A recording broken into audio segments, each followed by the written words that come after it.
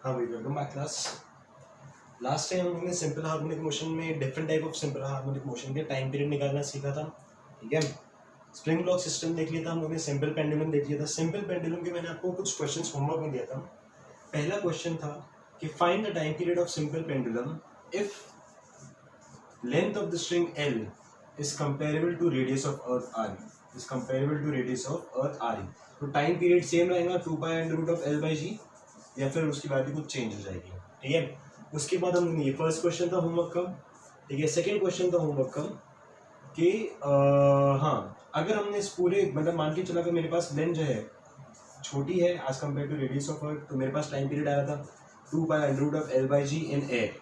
अगर मैंने इस पूरे सिस्टम को एक लिक्विड में डाल दिया ऑफ डेंसिटी रो, ठीक है, सॉरी डेंसिटी सिग्मा, और बॉब की डेंसिटी अगर मान के चलो रो है, मास m है आरियस में, तो फिर मेरे पास नया टाइम पीरियड क्या रहेगा? ऑब्वियसली बात है, मेरे पास टाइम पीरियड थोड़ा सा डिफर कर जाएगा क्योंकि उसका मोशन हिंडर हो रहा है। ठीक है ना, तो ये दो क्वेश्चन होमवर्क थे। ठीक है, पहला क्वेश्चन डिस्कस करते हैं। फर्स्ट क्वेश्चन काफी अच्छा क्वेश्चन है। ठीक है, तो नहीं भी हुआ तो कोई टेंशन की बात नहीं, सोल्यूशन जरूर देखिएगा। देखिए, मान के चलो आपको बोला गया है कि मेरे पास जो लेंथ ऑफ स्ट्रिंग जो है that is comparable to radius of R, that is comparable to radius of earth R. ठीक है, तो मान के चलो ये अपनी अर्थ है, रेडियस आर। आरियस में एक बहुत सिंपल सी बात है कि हम लोग जो डिस्प्लेसमेंट कर रहे हैं, ठीक है, वो डिस्प्लेसमेंट छोटा होना चाहिए, तभी मेरे पास वो एसएचएम की कंडीशन सेटिस्फाई करता है, F is equal to minus k. ठीक है, तो मान के चलो मैंने इसको इसके इक्विलिब्रियम पोजीशन से कुछ x डिस्प्लेस करके यहाँ पे लेके आ गया, कुछ x डिस्प्लेस करके यहाँ पे लेके आ गया आरियस में। ठीक है, मान के चलो ये यहाँ पे इसको शो समझ में आ गया। तब ये मेरे पास डिस्प्लेसमेंट बहुत ज्यादा छोटा है। ठीक है, मान के चलो यहाँ से एंगल बन रहा है कुछ थीटा, और यहाँ से एंगल मेरे पास बन रहा है कुछ फाई। समझ आ रही बात है? ठीक है, ये है मेरे पास रेडियस आर, ये है मेरे पास लेंथ एल। ठीक है, अगर मैं देखूं तो इस बॉब की अगर मैं एफबीडी बनाता तो इसमें मेरे पास दो फोर्सेस एक्ट हो रहे होंगे। एक तो एक्ट हो रहा होगा मेरे पास टेंशन फोर्स जो इस डायरेक्शन में था, और एक एक्ट हो रहा होगा mg फोर्स जो सेंटर ऑफ अर्थ की तरफ डायरेक्टेड रहता है। एक एक्ट हो रहा होगा mg फोर्स। ठीक है, अगर मैं इसके कंपोनेंट्स ब्रेक करने की कोशिश करूं, ठीक है, तो टेंशन अलोंग द स्ट्रिंग है mg का। अगर मैं देखूं कितना एंगल बन रहा है, तो ये एंगल थीटा, ये एंगल फाई। तो ये एंगल अगर आप अच्छे से देखते हो, मैं ये वाला ट्राइंगल जो है, ये टोटल ट्राइंगल, इसको मैं अलग से बना रहा हूं। ठीक है, ये अपर एंगल है मेरे पास थीटा, ये वाला एंगल है मेरे पास फाइव, और mg ऐसे एक्ट कर रहा था मेरे पास इस साइड के अराउंड। ठीक है, मुझे ये वाला एंगल देखना है। तो आपको पता है एक्सटीरियर एंगल प्रॉपर्टी के हिसाब से ये जो एक्सटीरियर एंगल है that will be equal to theta plus five, that will be equal to theta plus five. This angle is theta plus five. समझ में आ रही बात?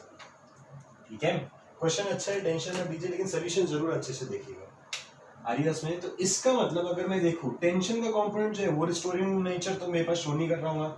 जो रिस्टोरिंग नेचर शो हो रहा हूँ, एक होगा mg के एंगल के साथ वाला component cos of theta plus five, और एक होगा मेरे पास mg of sine of theta plus five आरियस में। अब रिस्टोरिंग फोर्स जो आ रहा है वो that is provided by mg of sine of theta plus five. ठीक है, हम लोग ने पहली जो हम लोग ने सिंपल पेंडुलम में देखा था mg साइन थीटा, यहाँ पे साइन थीटा प्लस फाइव आ रहा है आरियस में। तो मेरे पास रिस्टोरिंग फोर्स आ गया mg sine of theta plus five आरियस में। ठीक है, नेगेटिव साइन में पुट कर रहा हूँ, क्यों? ऑब्वियसली बात है, मेरे पास जिस डायरेक्शन में डिस्प्लेसमेंट हो रहा है x, उसके ऑपोजिट डायरेक्शन में मेरे पास फोर्स है, मतलब वो a और x की डायरेक्शन अलग अलग रहेंगी। अब जो रिस्टोरिंग फोर्स है ये मेरे पास नेट फोर्स रहेगा, तो नेट फोर्स को लिख सकते हो mass into acceleration is equal to minus mg sine of theta plus five. क्या m से m बाजे, मतलब a की वैल्यू मेरे पास कितनी आ गई? Minus g sine of theta plus five आरियस में। अब क्योंकि मेरे पास ये डिस्प्लेसमेंट छोटा है, तो जो एंगल फॉर्म रहेंगे वो भी काफी छोटे रहेंगे। इसका मतलब sine of theta plus five बहुत छोटा रहेगा। तो जब मेरे पास एंगल बहुत छोटा है, तो साइन थीटा को अप्रोक्सीमेटली मैं क्या लिख सकता हूँ? थीटा। तो एक्सेलरेशन की वैल्यू आ गई minus g of sine of, ये पूरा थीटा है, मतलब ये बच जाएगा थीटा प्लस फाइव। इस पूरे साइन को अपन डायरेक्टली थीटा के टर्म्स में लिख सकते। ठीक है, sine of theta is equal to theta. समझ में आ रही बात? तो फाइनली मेरे पास इक्वेशन आ गई a is equal to minus g into theta plus five.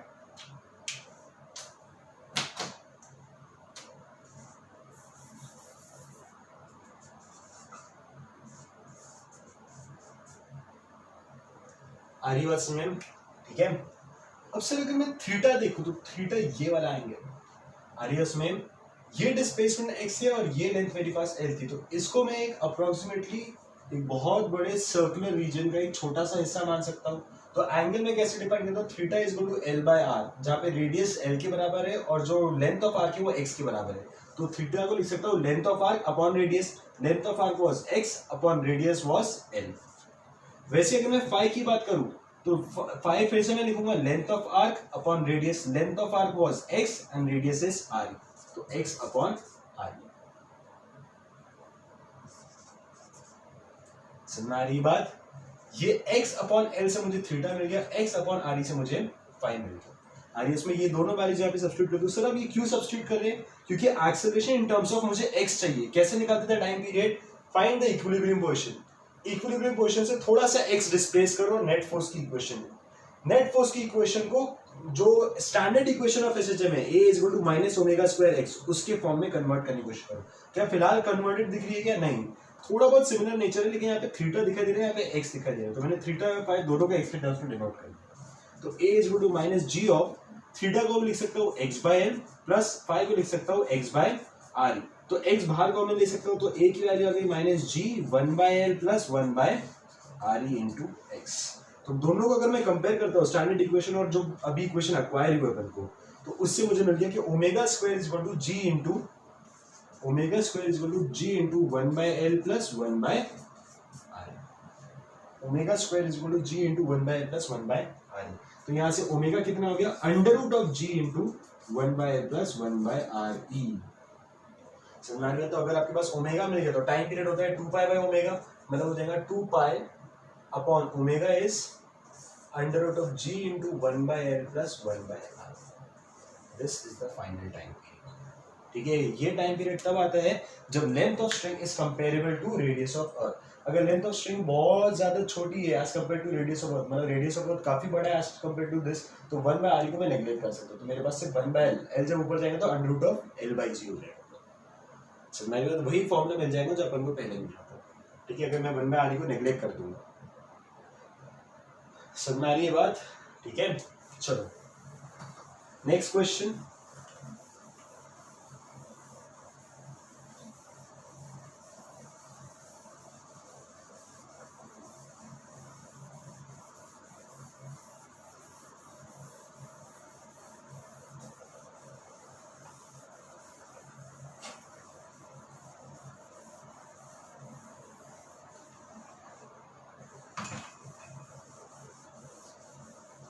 Next question था कि अगर मैंने इस पूरे सिस्टम को, ठीक है, pendulum of length L and Bob का मास एम, ठीक है, इसको मैंने एक ऐसे लिक्विड में रख दिया जिसकी डेंसिटी मेरे पास दी गई है सिग्मा और बॉब की डेंसिटी है रो, ठीक है, then find the new time period.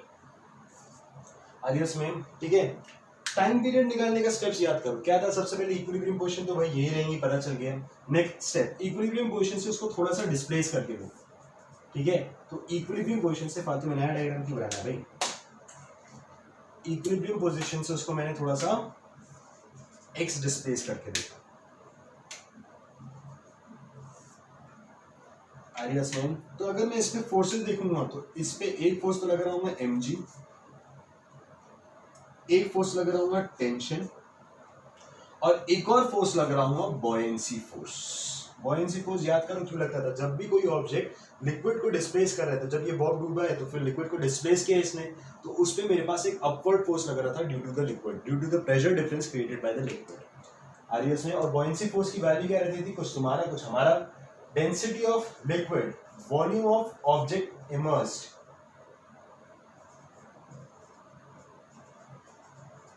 Into g, density of liquid लेते हैं, वॉल्यूम ऑफ ऑब्जेक्ट इमर्स्ड लेते हैं। आरियस में, ठीक है, हाँ, mg फोर्स मास दिया हुआ है सर, टेंशन फोर्स की कोई जरूरत है क्या सर, नहीं जरूरत है, मैं आपको समझाता हूँ क्यों, ठीक है। एक बार आपने एफबीटी लिख दी, फिर उसके बाद मैंने आपको बोला था उसकी नेट फोर्स की इक्वेशन लिख, तो जब मैं नेट फोर्स की इक्वेशन लिख रहा हूँ, ठीक है, तो मैं दो कंपोनेंट में लिख कर रहा हूँ, एक अलोंग द स्ट्रिंग और एक परपेंडिकुलर द स्ट्रिंग, ठीक है। अगर मान के चलो मैंने इसको थीटा डिस्प्लेस किया था, तो मान लीजिए ये एंगल भी थीटा, आदिवासी में, हाँ भाई बहुत बढ़िया। तो mg के दो कॉम्पोनेंट आएंगे, एक तो आएगा mg cos थीटा, एक आएगा mg sin थीटा। टेंशन तो पूरा स्ट्रिंग के अलॉन्ग जाने वाला है। वैसे अगर मैं fb की देखिए, fb के भी दो कॉम्पोनेंट, अगर ये थीटा मान जाए ये थीटा, तो ये होगा fb cos theta, this will be fb sin theta. हमारी बात। अब रिस्टोरिंग फोर्स जो उसको वापस लेके आ रहा है वो mg sin theta minus fb sin theta है, ठीक है। तो रिस्टोरिंग फोर्स में लिख सकता हूं mg sin theta minus fb sin theta, आ रही है इसमें। और यही मेरे पास नेट फोर्स लिख सकता हूं, mass into acceleration is equal to mg sin theta common ले लो, mg minus fb into sin theta. Sir buoyancy force क्या होता है? डेंसिटी ऑफ लिक्विड क्या दी गई है? हाँ सर, सिग्मा दी गई है, into volume of object immerse, मतलब कितना डूबा हुआ है। सर वो मुझे नहीं पता, मुझे ऑब्जेक्ट का मास दिया है, ऑब्जेक्ट की डेंसिटी दी है, तो क्या मैं उसको वॉल्यूम निकाल सकता हूँ? बिल्कुल निकाल सकता हूँ। डेंसिटी होता है मास अपॉन वॉल्यूम, तो वॉल्यूम हो गया मेरे पास मास अपॉन डेंसिटी, पुट कर दो तो m by rho into g. तो बॉयंसी फोर्स मेरे पास कितना हो गया? Sigma into m by rho into g. तो mass into acceleration is equal to mg minus m sigma by rho into g into sine theta. m बाजे g common ले सकता हूं, तो a आ गया मेरे पास g into 1 minus sigma by rho into sine theta. अब सर जब ये थीटा बहुत छोटा है तो मैं इसको लिख सकता हूँ x बाय l। आगे उसमें वही, अगर मैं इस पूरे डायग्राम को अलग से निकाल के देखता हूँ, ठीक है, तो मेरे पास थीटा बहुत छोटा है, तो साइन थीटा को मैं अप्रोक्सीमेटली इक्वल टू थीटा लिख सकता हूँ, ठीक है। साइन थीटा को मैं अप्रोक्सीमेटली इक्वल टू थीटा, वही जो सिंपल पेंडुलम में अपन ने किया था, ठीक है। ये लेंथ थी मेरे पास x, ये रेडियस है थीटा। तो मैं एंगल कैसे डिफाइन करता हूँ? किसी भी सर्कल में एंगल में ऐसे डिफाइन करता हूँ सर कि angle is equal to length of arc upon radius, मतलब x बाय l। तो theta sine theta which is equal to theta which is equal to x by l। तो यहाँ पे साइन थीटा को मैं थीटा लिख सकता हूँ, थीटा को मैं लिख सकता हूँ x बाय l। ये सब प्रूफ पहले कर चुका था, इस वजह से मैं थोड़ा सा फास्ट फॉरवर्ड लेके चल रहा हूँ, ठीक है। अब सर एक नेगेटिव साइन क्यों? क्योंकि जिस डायरेक्शन में x है उसके ऑपोजिट डायरेक्शन में एक्सेलरेशन आ रहा है, ठीक है। तो मेरे पास a आ गया minus g into 1 minus sigma by rho into x upon l। यहाँ पे l नहीं पे सर स्टैंडर्ड इक्वेशन से अगर मैं कंपेयर करता हूँ तो माइनस ओमेगा स्क्वायर एक्स, तो ओमेगा स्क्वायर की वैल्यू कितनी आ गई मेरे पास? g by l into 1 minus sigma by rho. Omega square में क्या मतलब? Omega will be under root of g by l into 1 minus sigma by rho. तो टाइम पीरियड मेरे पास कितना हो गया? Time period is equal to 2 pi by omega. By omega मतलब हो जाएगा मेरे पास इसका इनवर्स, तो under root of l by g, और यहाँ पे आ जाएगा 1 माइनस सिग्मा बाय रो। अच्छे से देखो, डिनोमिनेटर कम हो रहा है, अगर डिनोमिनेटर कम हो रहा है तो ओवरऑल टाइम पीरियड बढ़ रहा होगा, और ऑब्वियस सी बात है किसी भी एक लिक्विड में मेरे पास वो ज्यादा टाइम लेगा आने और जाने में, तो उसका टाइम पीरियड रिलेटिवली बढ़ना चाहिए। तो नया टाइम पीरियड मेरे पास किसी और लिक्विड ऑफ डेंसिटी सिग्मा में ये रहेगा। समझ में आ रही है बात? ठीक है, चलो हाँ, नेक्स्ट देखते हैं हम लोग फिजिकल पेंडुलम और कंपाउंड पेंडुलम। फिजिकल पेंडुलम और compound pendulum.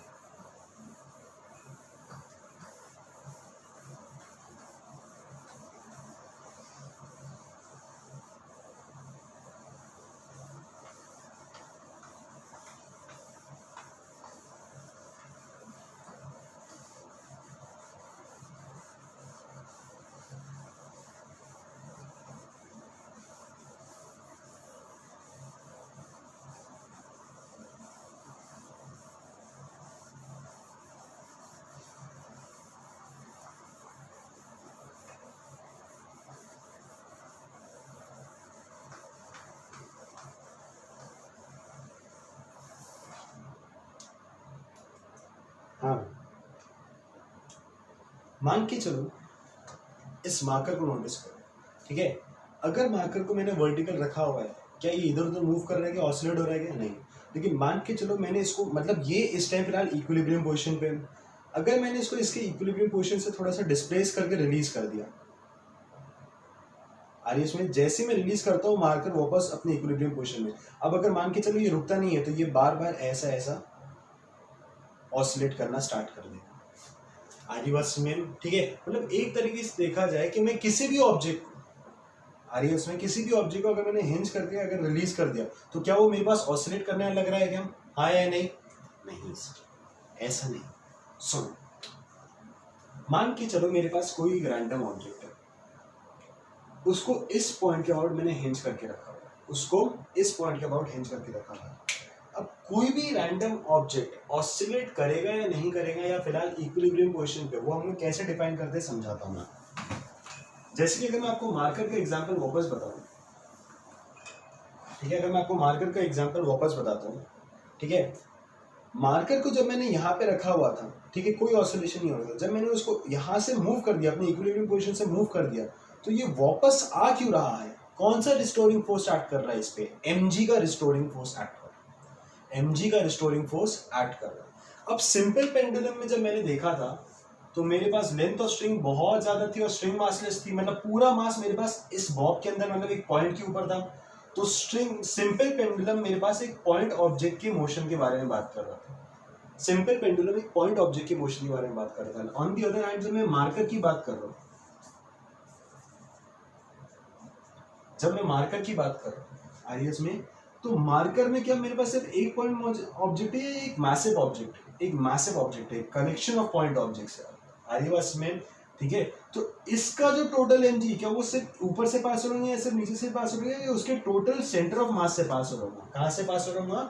Total centre of मास, जो नेट एमजी जो पास हो रहा होगा वो टोटल सेंटर ऑफ मास से पास हो रहा होगा। अब मान के चलो मैंने उसको यहाँ से हिंज करके रखा होगा, समझ में आ रही बात? ठीक है, ऐसे ऑब्जेक्ट्स को हम लोग यूजिंग फोर्स भी स्टडी कर सकते हैं, या यूजिंग टॉर्क, ये भी स्टडी कर सकते हैं। लेकिन जब हम लोग मैसिव ऑब्जेक्ट्स का ऑसिलेशन स्टडी कर रहे हैं, तो हम उसको यूजिंग टॉर्क स्टडी करते हैं।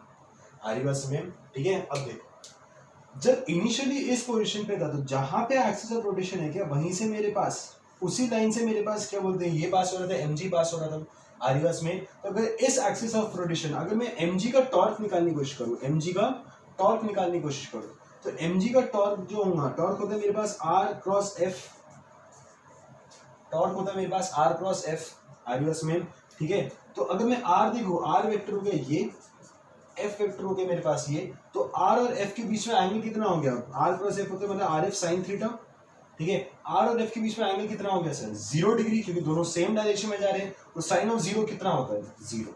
तो इनिशियली mg का टॉर्क कितना था मेरे पास? 0। इनिशियली mg का टॉर्क मेरे पास 0 था। mg के सिवा कोई दूसरा फोर्स आ रहा है क्या इस पे? नहीं आ रहा है सर, ठीक है। एक जो आ रहा था यहाँ पे हिंज फोर्स, हिंज फोर्स भी बैलेंस करने के लिए इसी डायरेक्शन में आ रहा होगा, और हिंज फोर्स तो हमेशा इस हिंज से पास होने वाले हैं। तो क्या हिंज फोर्स से कभी टॉर्क लग सकता है क्या? नहीं लग सकता है सर, क्योंकि उसमें r की वैल्यू 0।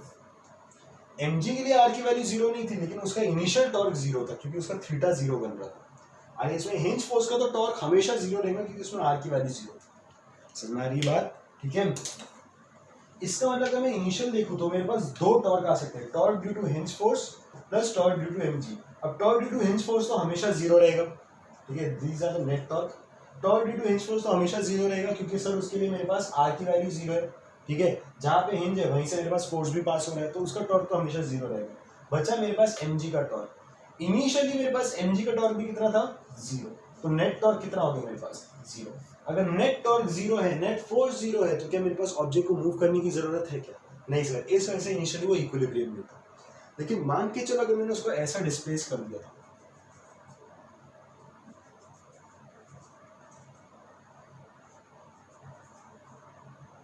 मैंने उसको ऐसा रोटेट कर दिया, तो अब मेरे पास mg जो है यहां से पास हो रहा है, और हिंज के अबाउट जो उसका r वेक्टर है वो मुझे ऐसा दिखाई देगा। mg यहां से पास हो रहा है, और जो r वेक्टर है वो ऐसा दिखाई देगा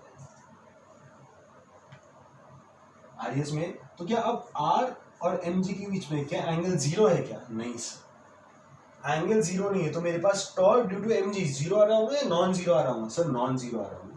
टॉर्क ड्यू टू mg की कुछ वैल्यू आने वाली, टॉर्क ड्यू टू mg की कुछ वैल्यू आने वाली, ठीक है।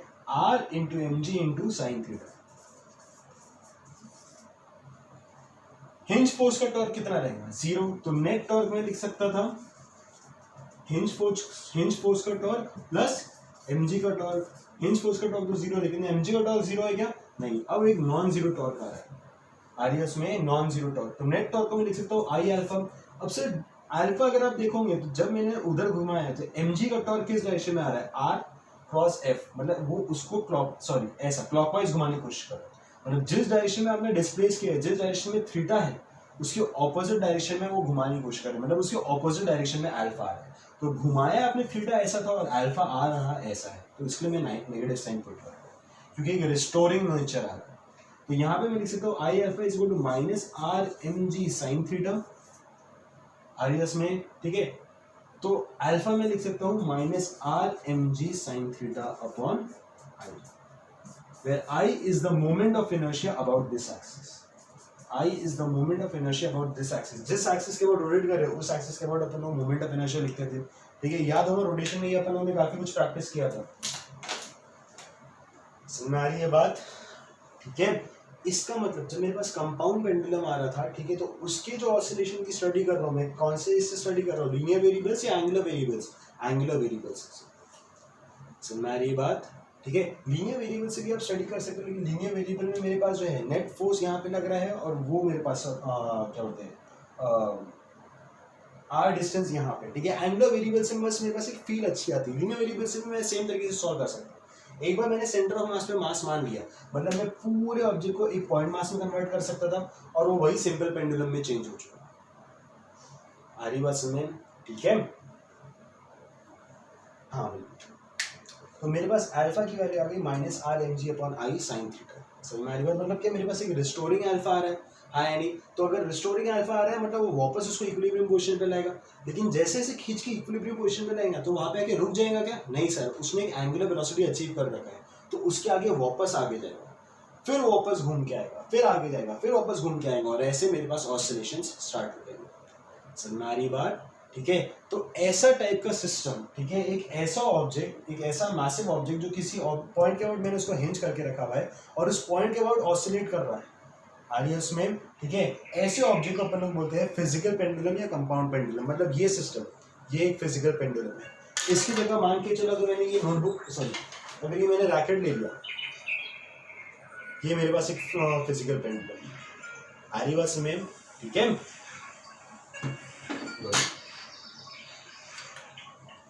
तो होपफुली आपको फिजिकल पेंडुलम समझ में आ गया क्या होता है, ठीक है। कंपाउंड पेंडुलम या कंपाउंड पेंडुलम या फिर फिजिकल पेंडुलम अगर मैं सिंपल भाषा में समझाऊं, मतलब किसी भी ऑब्जेक्ट को अगर आपने हिंज कर दिया, ठीक है, और अगर वो ऑसिलेट कर रहा है, ठीक है, तो that system is known as physical pendulum या फिर कंपाउंड पेंडुलम। कंपाउंड पेंडुलम को एक तरीके से ऐसा भी बोलते हैं विच इज नॉट सिंपल, बहुत सिंपल, बहुत अजीब, मतलब बहुत ही तुच्छी सी बात। सिंपल पेंडुलम मतलब एक string Bob system, compound pendulum मतलब जो ऐसा नहीं, कुछ एक मैसिव ऑब्जेक्ट की बात कर रहा है। आइए उसमें इसको छोड़ के जो भी मुझे दिख रहा है, ठीक है, जो सिंपल पेंडुलम में कैटेगराइज नहीं हो पा रहा है उसको अपन लोग बोल रहे हैं कंपाउंड पेंडुलम, सिंपल कंपाउंड। समझ में आ रही है बात, ठीक है।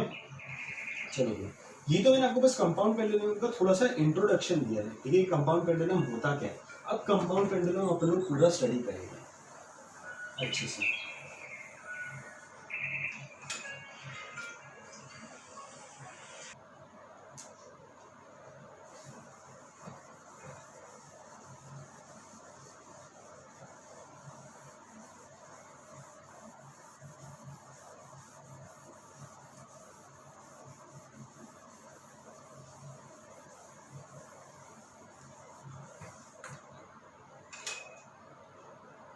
हाँ, मान के चलो मेरे पास एक रैंडम ऑब्जेक्ट है,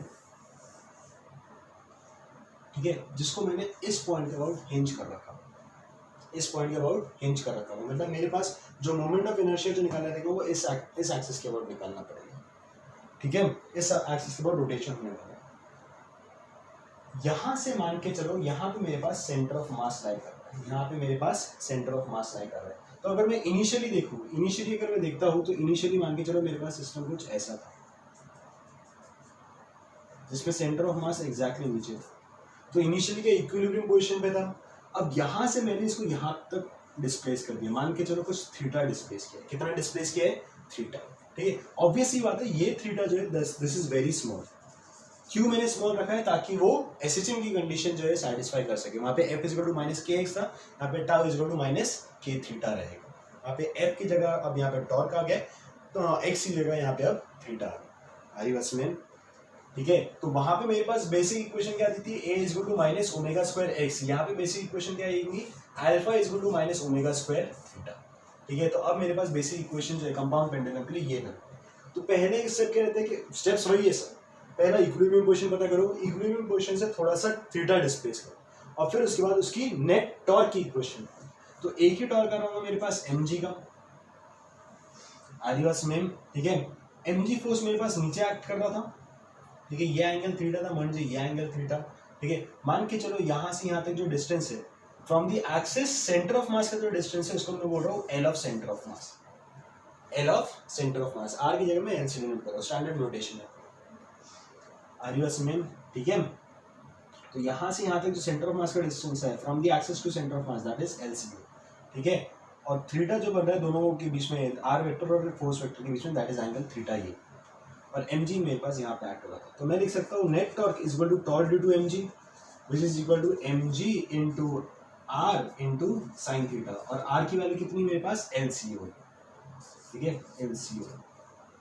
तो मैं लिख सकता हूँ net torque is equal to mg into LCOM into sine theta. अब नेट टॉर्क को मैं क्या लिखता हूँ, I अल्फा, ठीक है। तो I alpha is equal to mg into LCOM into sine theta. अब जिस डायरेक्शन में थीटा है उसके ऑपोजिट डायरेक्शन में अल्फा आ रहा है, इस वजह से मैं यहाँ पे एक नेगेटिव साइन पुट कर रहा हूँ, आरियस में, ठीक है। एक और हाँ भाई चलो अभी इसके आगे चलते हैं। तो अल्फा यहाँ से मैं क्या लिख सकता हूँ, minus mg LCOM upon I into sine. अच्छे से नोटिस करो, डिजायर्ड इक्वेशन ये है, alpha is equal to minus omega square theta. अभी alpha is equal to minus something into sine theta है, लेकिन क्या जब थीटा बहुत छोटा होता है, बहुत बढ़िया सर, तो मैं साइन थीटा को अप्रोक्सीमेटली इक्वल टू थीटा लिख सकता हूँ। तो साइन थीटा को मैंने अप्रोक्सीमेटली इक्वल टू थीटा लिख दिया। तो मेरे पास इक्वेशन क्या आ गई, alpha is equal to minus mg LCOM upon I into theta. अगर मैं इसको स्टैंडर्ड इक्वेशन से कंपेयर करके देखूं तो ओमेगा स्क्वायर की वैल्यू कितनी आ रही है मेरे पास, mg LCOM upon I moment of inertia. तो ओमेगा की वैल्यू मेरे पास आ गई under root of mg LCOM upon I। तो टाइम पीरियड मेरे पास कितना हो गया sir of a compound pendulum, time period of a compound pendulum is 2 pi by omega upon omega. अगर मैं पुट करता हूं तो ये हो जाएगा मेरे पास under root of I upon mg LCOM। हमारी बात, this is time period of a sorry compound pendulum. हमारी बात ठीक है, हाँ यहाँ तक कोई डाउट नहीं है फ्री, चलो गुड। इसके बाद देखो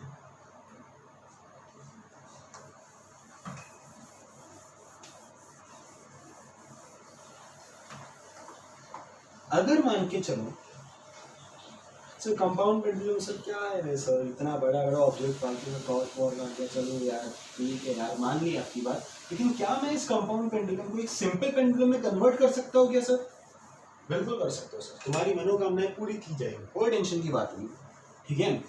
कंपाउंड पेंडुलम में बस क्या है कि मेरे पास एक पॉइंट ऑब्जेक्ट नहीं है, ठीक है। अगर पॉइंट ऑब्जेक्ट एक लेंथ पे रहता है, एक डिस्टेंस पे रहता है, क्या उसको मैं सिंपल पेंडुलम बोल सकता था? हाँ सर बिल्कुल बोल सकते थे आप, ठीक है। अब मुझे पता है कि टाइम पीरियड जो आया था मेरे पास 2 pi under root of I upon mg into LCO आरियस में। चलो एक काम करते हैं, एक होमवर्क लिखो, ठीक है, आसानी है इसका प्रूफ, काफी आसान है, ठीक है। होमवर्क करके दिखाओ और मुझे इसका सोल्यूशन जरूर व्हाट्सएप करना कि if we want to treat this compound pendulum as a simple pendulum, if we want to treat this compound pendulum as a simple pendulum, then find the value of equivalent length of the simple pendulum.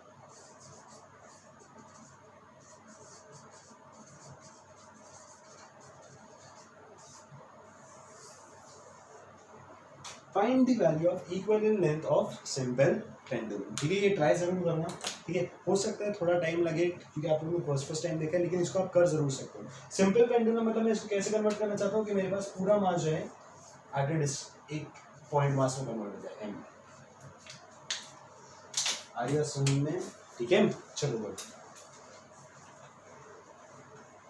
इसके बाद एक छोटा सा topic आता है, ठीक है, torsional pendulum, heading डालना इसके बाद टॉर्शनल पेंडुलम।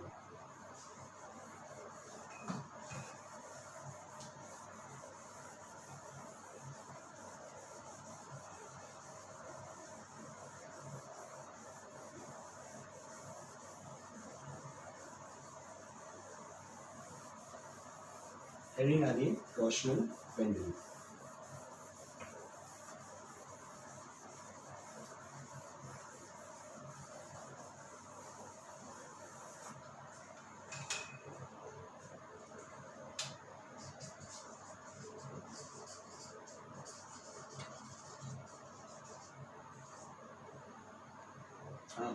नेक्स्ट चैप्टर में सब वेव स्टार्ट होने वाले हैं, ठीक है।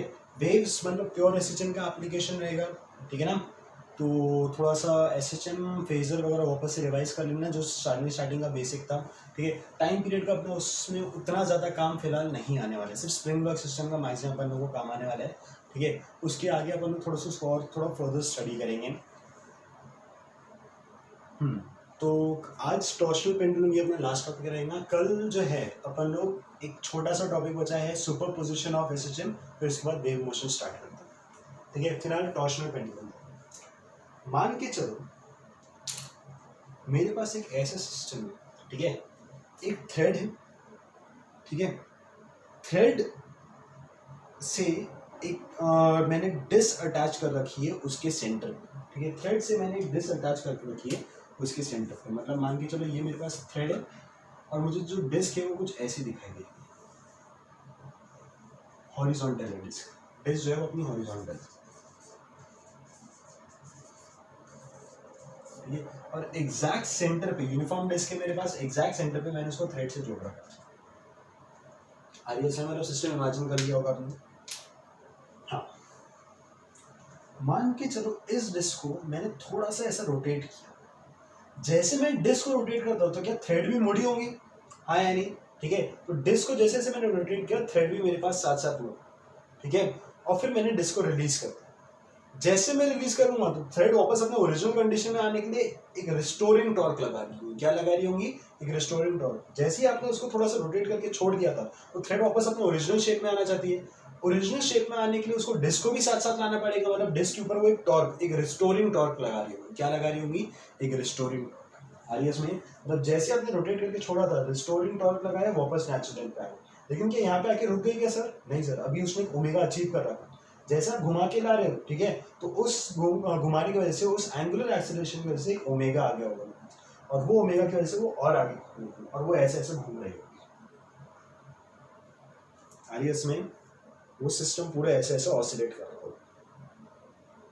समझ में आ रही है बात? ठीक है, गुड। ऐसे टाइप के ऑसिलेशन को, ठीक है, ये जो अपने पास जो सिस्टम बना हुआ है जिसमें मेरे पास ऐसे रोटेशनल जो है रोटेशनल टॉर्क, रिस्टोरिंग टॉर्क ऐसे लग रहा था, थ्रेड के मेरे पास डिफॉर्मेशन जो है उसके ओरिजिनल शेप के डिफॉर्मेशन की वजह से जो हो रहा था उसको अपन लोग बोलते हैं टॉर्शनल पेंडुलम को। इस सेटअप को अपन लोग बोलते हैं टॉर्शनल पेंडुलम। आर यू समझ? ठीक है। अब मुझे सर एक बात पता है कि हाँ भाई, क्योंकि मैंने इसको रोटेट किया था इस वजह से उसने रिस्टोरिंग टॉर्क लगाया। इसका मतलब मैं जितना ज्यादा रोटेट करूंगा इस डिस्क को, थ्रेड उतनी ज्यादा मुड़ेंगी और उतनी ज्यादा वापस रिस्टोरिंग टॉर्क लगाने वाली है। मतलब restoring torque will be proportional to, ठीक है, restoring torque will be proportional to कि आपने कितना डिस्प्लेस किया था, how much you have displace. मान के चलो जितना आपने डिस्प्लेस किया है, मतलब उतना आपने एंगल चेंज किया है थीटा, उतना आपने एंगल टर्न किया है थीटा, ठीक है। तो restoring torque will be proportional to theta. Theta जितना ज्यादा आपने घुमाया था, रिस्टोरिंग टॉर्क भी मेरे पास उतना ज्यादा वापस आ रहा होगा। थोड़ा सा घुमा के छोड़ दिया तो सर वो वापस थोड़ा सा लेगा, ज्यादा घुमा के छोड़ा तो सर वापस ज्यादा लाना पड़ेगा। इसका मतलब जितना ज्यादा थीटा रहेगा उतना ज्यादा रिस्टोरिंग टॉर्क रहेगा, ठीक है। तो मैं यहाँ से लिख सकता हूँ कि restoring torque is equal to कुछ k into theta, sir with minus sign. क्यों माइनस साइन सर? समझ सकते हो, थीटा जिस डायरेक्शन में है रिस्टोरिंग टॉर्क उसके ऑपोजिट जाने वाला है, तो restoring torque is equal to minus k into theta. इस k को अपन लोग रिप्रेजेंट करते हैं कैपिटल सी। किससे रिप्रेजेंट करते हैं अपन लोग? Capital C, where capital C is known as torsional constant. where capital C is known as torsional constant। आइए उसमें अब सिंपल सी बात है सर, टॉर्शनल कांस्टेंट एक ऐसा कांस्टेंट है, ठीक है, जो मेरे पास मटेरियल ऑफ द स्ट्रिंग पे डिपेंड करेगा। किस पे? Material of the string. कुछ स्ट्रिंग ज्यादा रोटेटरी टेंडेंसी रखती है, ठीक है, ऑब्वियस सी बात है, आप जितना एंगल घुमाएगा उतना रोटेट तो करेगा ही, लेकिन अगर मेरे पास मोटी रस्सी थी या फिर जड़ी हुई रस्सी थी तो जल्दी लाने की कोशिश करिए, अगर थोड़ी सी इससे फ्लेक्सिबल रस्सी थी तो वापस धीरे से भी ला सकते, ठीक है। तो कितना तेज वापस लेके आएंगे और ज्यादा कितना टॉर्क लेके आएंगे वो मटेरियल ऑफ स्ट्रिंग पे भी डिपेंड करता है। तो torsional constant depends on material of string. Actually elasticity chapter में हम लोग ने एक ऐसा टर्म पढ़ा था which is very much related to torsional constant. Actually उसी टर्म को इस रिस्टोरिंग टॉर्क के लिए अपन लोग टॉर्शनल कांस्टेंट बोलते हैं। आइए उसमें मतलब अपन लोग ने एक चीज ऐसी पढ़ी थी इलास्टिसिटी में जिसको यहाँ पे अपन लोग टॉर्शनल कांस्टेंट बोलते हैं। वो चीज क्या थी वो एक बार आप मुझे जरूर बताना, कमेंट सेक्शन में जरूर लिखना, मैं आपको बताऊंगा सही है या फिर समझ में आ रही है बात, ठीक है। वो चीज क्या होती है? टॉर्शनल कांस्टेंट इलास्टिसिटी में कौन सी प्रॉपर्टी की बराबर थी, कौन सी प्रॉपर्टी को अपन लोग टॉर्शनल कांस्टेंट बोल रहे थे, वो आप लोग मुझे एक बार बताना, ठीक है। हाँ भाई, तो होपफुली आपको टॉर्शनल कांस्टेंट समझ में आ गया और टॉर्शनल पेंडुलम का कॉन्सेप्ट समझ में आ गया। अब अगर इसका मैं टाइम पीरियड निकालने की कोशिश करूँ तो रिस्टोरिंग टॉर्क को मैं लिख सकता हूँ, जो डिस्क है मान के चलो उसका जो मोमेंट ऑफ इनर्शिया है that is I. Moment of inertia कितना है? आई। तो टॉर्शनल यही जो रिस्टोरिंग टॉर्क है यही मेरे पास नेट टॉर्क है और तो कोई टॉर्क लग नहीं रहा है। तो I alpha is equal to minus c theta, तो अल्फा हो गया minus c by I into theta. Sir standard equation से कंपेयर कर लेते हैं sir. Standard equation alpha is equal to minus omega square theta, अभी equation alpha is equal to minus c by I into theta, compare करने पे omega square की value कितनी आ गई मेरे पास? सी बाय आई, मतलब omega is equal to under root of c by I. तो time period of a torsional pendulum कितने होंगे? 2 पाई बाय ओमेगा, मतलब 2 pi under root of I by c. Time period of a torsional pendulum is 2 pi under root of I by c. समझ आ रही है बात, ठीक है। मतलब जब एक बार आपको रोटेट कर दिया तो घूम के जब वापस आया हूँ आरियस में तो उसका time period is 2 pi under root of I by c, ठीक है। इसके साथ आपका टॉर्शनल पेंडुलम भी खत्म। ये आपको इलास्टिसिटी चैप्टर में मतलब कुछ डायरेक्टली ऐसे बेस्ड क्वेश्चंस आएंगे आपके पास कि टॉर्शनल कांस्टेंट दिया रहेगा, find the value of time period, ठीक है। अब मैंने डिस्क की जगह कोई दूसरा सिस्टम लगा दिया, समझ में आ रही बात, तो उसका मेरे पास टाइम पीरियड कितना रहेगा वो उसके मोमेंट ऑफ इनर्शिया पे डिपेंड करने वाला है और कुछ नहीं, ठीक है। अब अच्छे से अगर आप नोटिस करो, जब मैंने उसको रोटेट किया था तो स्ट्रिंग जब रोटेट हुई थी तो सिस्टम थोड़ा सा ऊपर लिफ्ट भी होता है।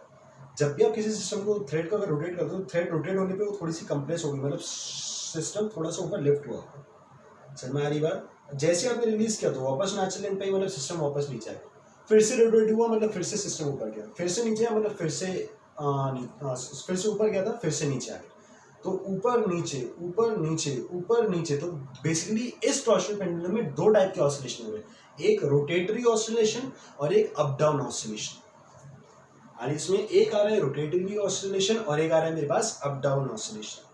समझ में आ रही है बात, ठीक है। जैसे मैंने रोटेट करता तो स्ट्रिंग की लेंथ मेरे पास थोड़ी सी कम होनी चाहिए, इस वजह से ऊपर गया होगा, फिर जैसे मैंने रिलीज कर दिया तो नीचे आया, फिर ऊपर गया होगा, फिर नीचे आया, फिर ऊपर गया होगा, फिर नीचे आया। समझ में आ रही बात? तो एक तो रोटेटरी ऑसिलेशन हो रहा है और एक अप डाउन ऑसिलेशन हो रहा है। रोटेटरी ऑसिलेशन का जो टाइम पीरियड आया था this is 2 t is equal to 2 by under root of I by c, जो हमने रोटेशनल मोशन से लिखा। आपको फाइंड आउट करना है, find the time period of up down oscillation, find the time period of up down oscillation. आज के homework का थर्ड पार्ट है, ठीक है, मतलब थर्ड क्वेश्चन है आज। Find time period of up down oscillation. बहुत सिंपल है, एकदम लॉजिकल, अच्छे से सोच के रखो, ठीक है। आज के लिए इतना ही, ठीक है। आपको आज मैं कुछ शॉर्ट एग्जांपल्स दूंगा, ठीक है। पहले आप खुद से अटेम्प्ट करिए, नहीं आएगा तो फिर आप सोल्यूशन देखिएगा, लेकिन अटेम्प्ट जरूर करिएगा। एसएचएन की प्रैक्टिस बहुत इंपॉर्टेंट है, तब जाके आपका वेव स्ट्रॉन्ग होगा। वेव स्ट्रॉन्ग है तभी आपका जाके वेव ऑप्टिक्स वगैरह भी बहुत काम में आएगा फिर, ठीक है। और वेव ऑप्टिक्स काफी इंपॉर्टेंट टॉपिक है, ठीक है। होपफुली टॉपिक समझ में आए, कुछ भी डाउट है तो फिर आप मुझे बता सकते हैं।